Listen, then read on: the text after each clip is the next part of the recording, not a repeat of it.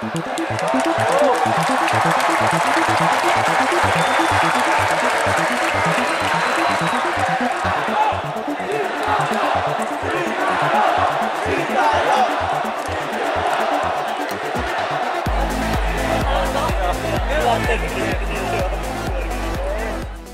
menurut hemat saya, Timnas Indonesia Senior ini dibentuk oleh Coach Sintayong beserta para asistennya.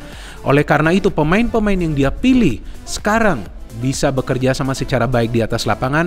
Pemain-pemain yang dia pilih sekarang sudah punya fisik yang jauh lebih kuat. Pemain-pemain yang dia pilih sekarang sudah punya stamina yang jauh lebih prima. Pemain-pemain yang dia pilih sekarang telah menjadi suatu kekuatan yang solid. Sehingga Timnas Indonesia setelah belasan tahun bisa lolos ke Piala Asia yang akan diselenggarakan tahun depan. Artinya pelatih ini punya tekad yang kuat untuk memajukan sepak bola Indonesia. Maka itu kita perlu support Coach Sintayong, teman-teman. Berkali-kali telah saya menjelaskan bahwa ini adalah pelatih kelas dunia.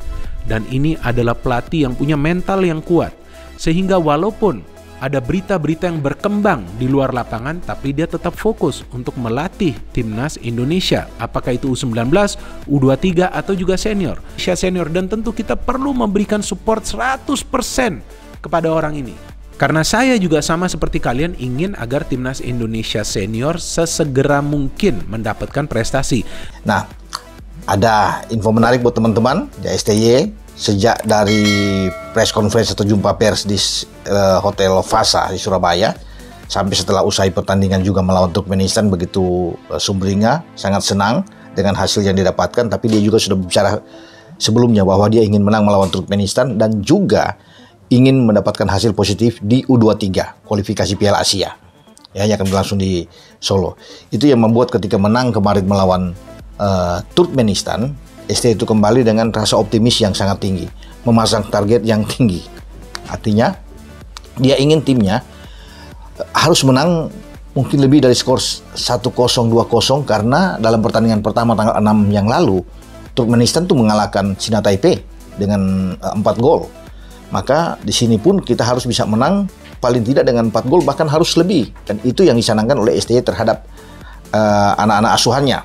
Seperti yang saya jelaskan sebelumnya, teman-teman, bahwa kali ini Tim Nasional Indonesia U23 punya materi pemain yang bagus. Bukan saja dari segi kualitas, tapi juga dari segi pengalaman. Artinya, inilah peluang emas bagi Indonesia untuk lolos pertama kalinya ke Piala AFC U23. Maka itu bagi para pemain, mereka harus fokus 110%. Mungkin kalian ketawa dengan saya selalu mengatakan 110%. Maksud saya, lebihin itu fokus dan konsentrasi. Apalagi ini di babak kualifikasi kan Indonesia akan bermain 2 pertandingan ya. Jadi 2 pertandingan ini bagaikan final bagi para pemain, teman-teman. Artinya targetnya adalah kemenangan. Anak-anak sudah berjuang dengan luar biasa. Tampil bagus, tidak kebobolan. Ini luar biasa melawan Turkmenistan.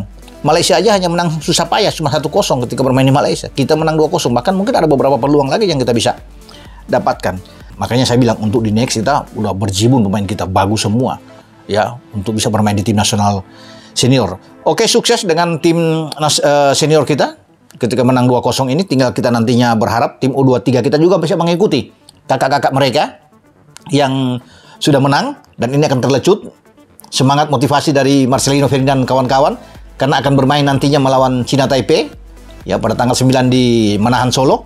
Sebelum kita bertarung dengan tim yang lebih kuat tentunya di U23. Ini kan kualifikasi Piala Asia. Turkmenistan menunggu kita pada tanggal 12.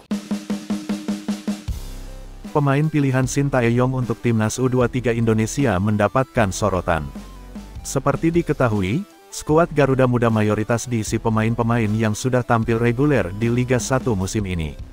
Selain itu, beberapa pemain yang berkarir di luar negeri juga dipanggil pulang untuk kualifikasi Piala Asia U23 2024. Pemain-pemain tersebut adalah Elkan Bagot Ipswich Town, Ivar Jenner FC Utrecht, Rafael Struijk, Ado Den Haag Pratama Arhan Tokyo Verdy. Beberapa nama berpengalaman lain seperti Rizky Ridho Persija Jakarta, dan Witan Sulaiman Persija Jakarta juga akan bergabung dalam tim. Media Taiwan, Gogoal, memberikan sorotan khusus pada pemain timnas U23 Indonesia yang akan tampil di kualifikasi Piala Asia U23 2024. Dalam artikel berjudul, Timnas U23 Indonesia mengancam, ekspektasi domestik lebih tinggi dari timnas senior. Mereka menilai bahwa pemain-pemain yang masuk dalam skuad Garuda Muda tidak bisa dipandang remeh. Apalagi, mereka memiliki caps bermain di timnas Indonesia. Kejelian Sintayong dalam membangun skuad terlihat dalam pemilihan pemain yang dia bawa untuk turnamen ini. Saat ini, timnas Indonesia dan timnas U23 Indonesia dipimpin oleh pelatih kepala Sintayong. Jadi di skuad timnas U23 Indonesia, banyak orang yang sudah memiliki pengalaman terpilih untuk timnas senior, tulis Gogogoal. Masih dalam sumber yang sama, beberapa pemain yang dipanggil masuk dalam skuad yang juara di cabur sepak bola SEA Games 2023. Hal ini jadi suntikan semangat agar skuad Garuda Muda bisa memberikan hasil terbaik di kualifikasi Piala Asia U23 2024 nanti. Kondisi ini membuat timnas U23 Taiwan harus memberikan kewaspadaan penuh saat berhadapan dengan timnas U23 Indonesia. Tahun ini, timnas U23 Indonesia memenangkan kejuaraan sepak bola putra di Pesta Olahraga Asia Tenggara, SEA Games 2023 pada bulan Mei. Juara SEA Games 2023 menjadi pembangkit sepak bola Asia Tenggara. Dalam menghadapi lawan seperti itu, timnas U23 Taiwan harus bersiap kali ini, tutup Gogoal. Sementara itu, timnas U23 Indonesia dan timnas U23 Taiwan akan berduel pada tanggal 9 September mendatang di Stadion Manahan, Solo. Setelah melawan Taiwan, skuad Garuda Muda akan bertarung dengan timnas U23 Turkmenistan pada tanggal 12 September. Nantinya, hanya juara grup dan runner-up terbaik yang akan lolos ke Piala Asia U23 2024. Ketua Umum PSSI, Erick Thohir memberikan pandangan soal penampilan timnas Indonesia melawan Turkmenistan pada FIFA Matchday. Timnas Indonesia menang atas Turkmenistan dengan skor 2-0 di Stadion Gelora Bung Tomo, Surabaya, Jawa Timur, Jumat tanggal 8 September tahun 2023 malam. Kemenangan timnas Indonesia berkat gol Dendi Sulistiawan pada menit ke-19 dan Egy Maulana Fikri pada menit ke-90+1.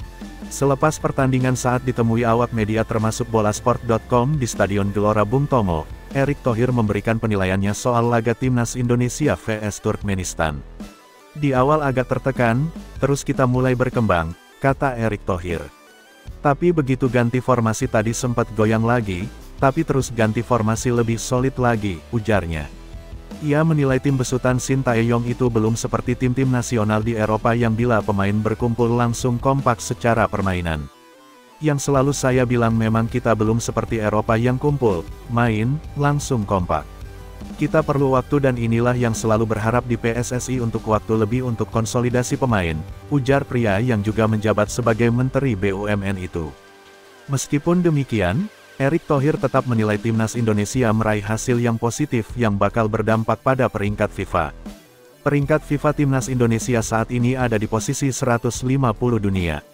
Sementara Turkmenistan ada di peringkat 138 dunia. Tetapi apapun hasilnya ini hasil yang baik karena ranking Turkmenistan itu lebih tinggi, kata Erick Thohir.